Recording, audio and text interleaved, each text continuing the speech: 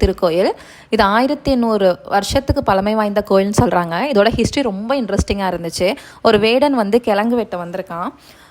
அவன் கிழங்கு வெட்டிகிட்டு இருக்கப்போ ஒரு கிழங்கு வெட்டுறப்போ மட்டும் ரத்தம் வந்திருக்கு. அதை பார்த்து பயந்து போய் ராஜாட்ட சொல்லியிருக்கான். ராஜா உடனே வந்து யானைப்படை, குதிரைப்படை, சங்கிலிப்படை எல்லாத்தையும் அழைச்சிட்டு போயிட்டு அந்த கிழங்கை எவ்வளோ எடுக்க ட்ரை பண்ணியிருக்காரு, எடுக்கவே முடியல. சரின்னு திரும்ப வந்து நைட்டு தூங்கிட்டாரு. தூங்குறப்போ அவர் கனவுள்ள சிவபெருமான் வந்து நான் வந்து அங்கே இருக்கேன், எனக்கு ஆலயம் கட்டுங்க அப்படின்னு சொல்லியிருக்காரு.